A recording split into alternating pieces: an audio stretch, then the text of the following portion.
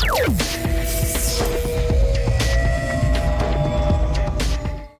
is my pleasure to bring to the Tag Talks live stage. Please make some noise for Nafsheen Luhar.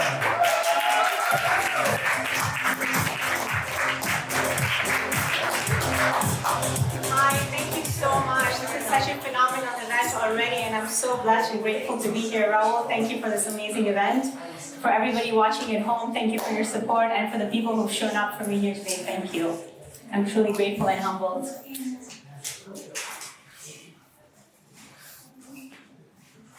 The light within. Tiny clenched hands that were once bruised and dragged into many dark places opened up to receive the light in order to create such beautiful magic. This is a painting I created as a result of me finding my light within. Rumi, the Persian poet, says, "The wound is where the light enters." I was 4 years old. We had a family gathering. My parents were entertaining the guests. A trusted family member grabbed my hand with a tight, firm grip. He was breathing heavily, and his breath smelled funny.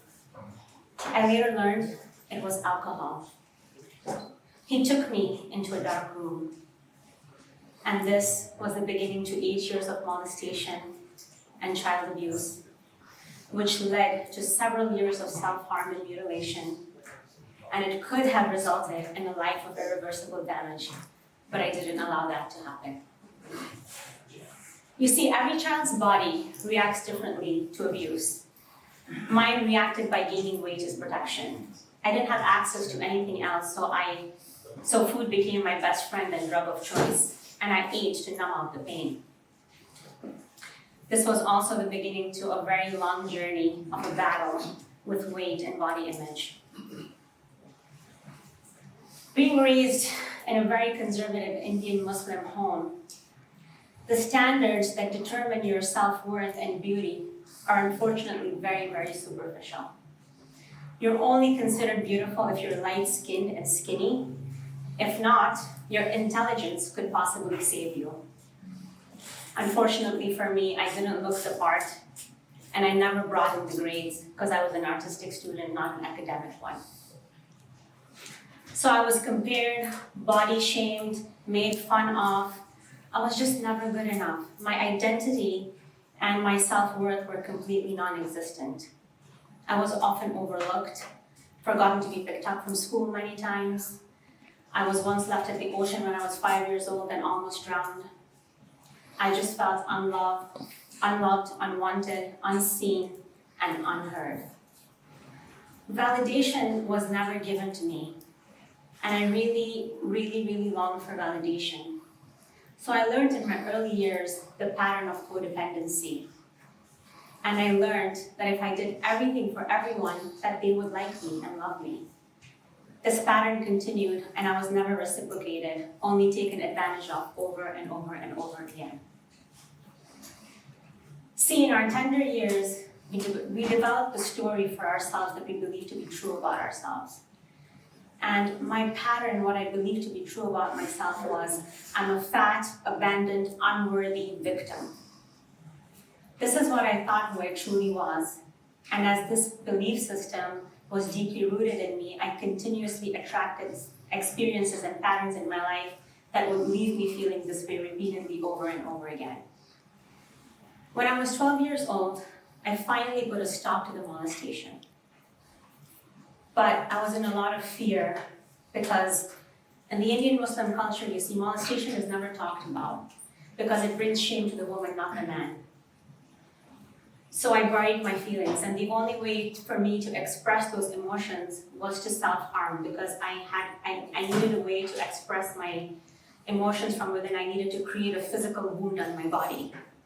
So as unbearable as the pain was when I cut myself, it was my way of survival and it kept me alive. The pattern of abusing myself because I despised myself on so many different levels continued for years and years on end until my mid-30s. When I was 36, actually when I was 32, my weight had risen to a grand 350 pounds. I have no idea how I even made it up and down the stairs carrying that weight.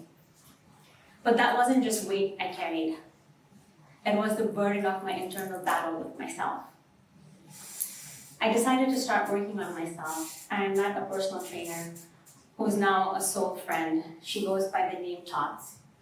And if you're at home watching, I love you. I'm here because of you. We often joke that we're duct taped together for life, so I'm very happy to be duct taped with her. She saw in me what I had never seen in myself and what no one else ever saw in me. She told me, dream your biggest dream. No is a complete sentence, and giving up is never an option, which is exactly why I'm here standing on the stage. I never gave up, and I dreamt my biggest dream. I worked with her for a long time, but it was because she was giving me external validation and telling me, Nafsheen, you're doing a good job. It wasn't from sovereignty and a place of complete unconditional love, which I just wanted to work on myself because I hated who I was, I wanted to fit in, and I wanted parts of my body to be cut off and gone. But that method never works. I was still in the place of self-abuse and torturing myself with extreme exercise and binging and purging. So at 36, life finally decided to wake me up, and I was diagnosed with uterine cancer. Sobbing in bed one night, my life flashing before me, in a place of complete defeat, I heard this voice from within. It had always been calling to me and longing for me to listen, but I just never listened. I heard the voice of millions of tears, and I realized it was every cell of my body screaming at me, I need you to love me. I need you to love me. And this was the first time I listened. So I started working on myself, taking care of my body from a place of unconditional love. This helped me release 120 pounds from myself, a whole entire person. My body and I are still now working to get to my best self, but I'm in harmony with myself and not at war with myself every single day. One of the biggest challenges that comes from child abuse is having successful relationships. And I was always afraid to be in relationship because I was afraid of men. I was afraid of being abused. I was afraid of not being accepted, afraid of being judged, and most importantly, afraid of being abandoned. However, because of my old belief systems, again, I attracted the same patterns. I gave too much in relationships, and I was never reciprocated. I made the other person my world, and I was always left feeling like a fat, abandoned, unworthy victim. Finally, my soul decided that it was ready to break free of these patterns. And this beautiful change in breaking these wounds came in a lovely love story and the untangling, unraveling of myself once that love was gone. So in 2017, I met this beautiful man. He changed my life forever. The first time I heard his voice, my heart was so touched, and I felt the voice coming out from inside of me. And Rumi says, lovers don't accidentally meet somewhere. They exist in each other all along. He loved me in a way I've never known and accepted me in a way I've never experienced before. For the first time, when I saw myself in the mirror, I felt beautiful to me. I knew my time with him was temporary. So I tried to be in the present moment and really enjoy the connection. But because of the magic and intensity of our love, attachment was inevitable. See, I'd been in love before, but I had never surrendered my soul to another person. Eventually, we had to separate because of religious and societal reasons. And as the separation arose, the moment of separation arose, I lost my identity, along with his departure from my physical reality. For 2 years, I woke up on a drenched pillow and went to bed with silent sobs. the intense grief I felt was just all this love I had for him that had nowhere to go anymore. But eventually I started to heal and go on the path of healing and try to piece myself back together again. And then I found that hidden in this pain was the gift to my soul's evolution. As I started to shed all the layers between me and my sovereignty, the healing was almost more painful than the breakup because I realized that I called in this experience as a part of my old belief system. And so I started to shed everything and started to see that every wound that he had triggered, I needed to heal. See, he came into my life to help me fall in love with myself. The love never dies. It's always going to be there. And I keep him tucked away in a beautiful corner in my heart. But love, you see, love does not need to attain, possess, own, or even be in presence of. Love just gets to love. And the one that truly loves you is going to set you free, as he did. I stand here today in front of you, my whole, complete, unapologetic, sovereign self, because I realized what my self-worth was. And having come to that place of realizing my self-worth, it is completely non-negotiable for me on a daily basis not to show up for myself, mind, body, and soul. In the words of Rocky Balboa, one of my biggest and favorite movies of all time, you, me, or nobody is going to hit as hard as life. And it's not about how hard we can hit. It's about how hard we can get hit and keep moving forward. And once you know your worth, then go out and get what you're worth. Show up for yourself non-negotiably every single day. Doing the inner work, facing ourselves, and coming to the responsibility that everything that has happened in your life is a result of your own creation is not for the faint of heart. But on the other side is a complete state of empowerment, fearless freedom, and unconditional love for yourself, from yourself. You can't say that none of you want that. You all want that, correct? The core of healing begins with the inner child. And once I was ready to heal with that inner child, the universe sent me this phenomenal human being to help me bridge that gap between her and I. He goes by the name Marty Ocean Eagle. Such a beautiful, kind soul. He met me on Facebook one day and he sends me this message and he says, "Hello, beautiful soul. I don't know who you are or what work we're supposed to do together, but there's something that needs to happen here." And so we meet for coffee one day and he sits across me and I feel his warm spirit and his loving energy. And he holds my hand in one hand and he puts his other hand on my heart. And we close our eyes.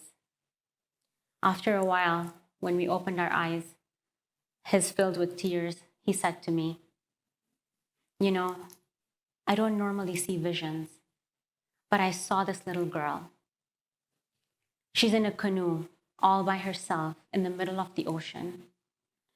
She's afraid, alone, and scared, and she needs to come home. Can you bring her home to yourself?" And I sat there in a state of complete shock, realizing that no one else had abandoned that little girl but me. So I started to show up for her. I started to give her everything that she ever needed that nobody else gave her when she was a child. The validation, love, showing up for her, compliments, all of it.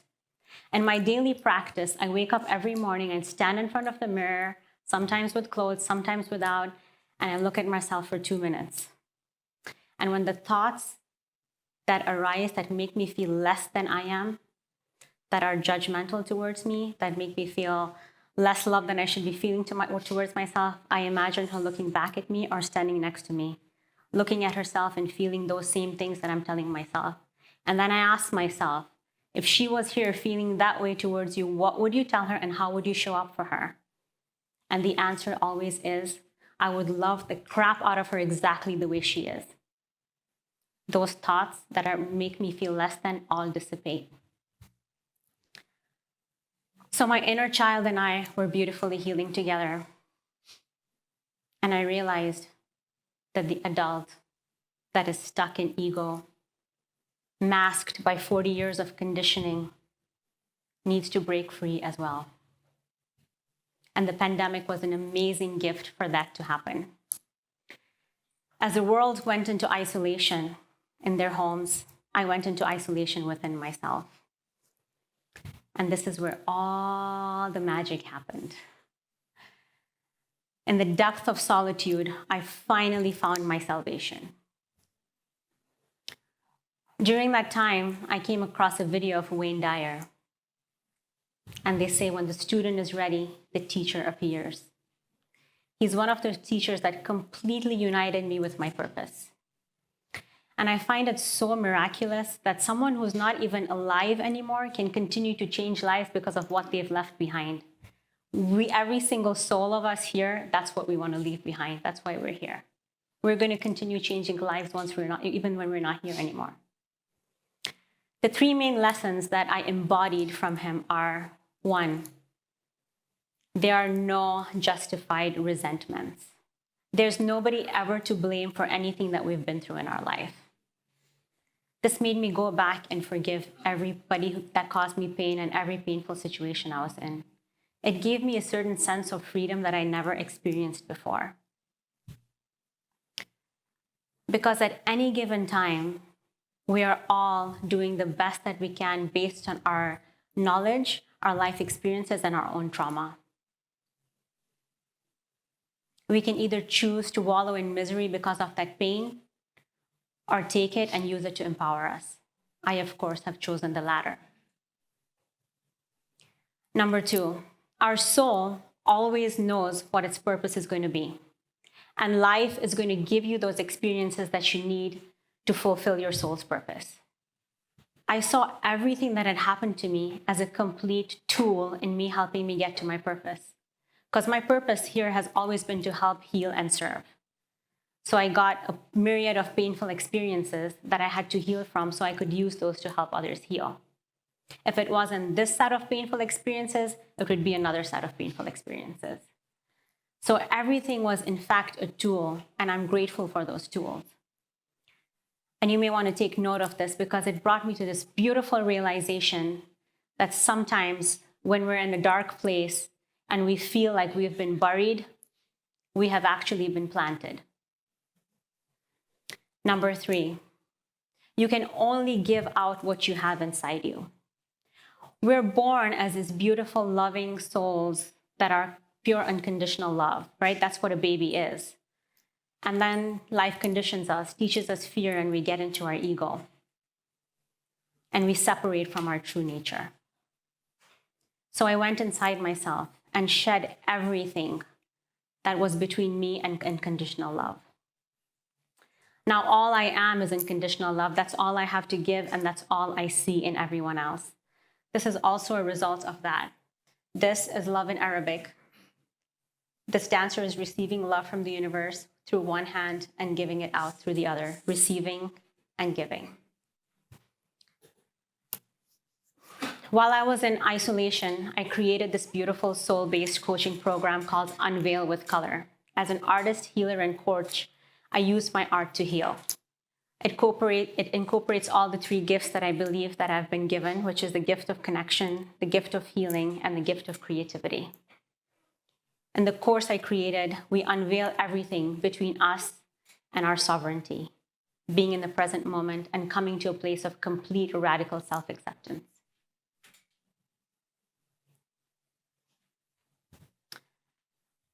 This is a whirling dervish for those who don't know. As an artist, healer, and a painter, I normally used to just paint on canvas. I don't just paint on canvas anymore. I heal, feel, express, and tell poetic stories of my soul's journey. This is the journey of me finding my light within. A whirling dervish comes from the teachings of Rumi, the famous Persian poet. They normally dance as a form of meditation. Like I mentioned before, this hand is to receive and this hand is to give. So all he is love and light, and that's what he is giving, what he is receiving and giving. If this piece speaks to any one of you, and you want to take it home with you today, that would be an honor to find a new home for it.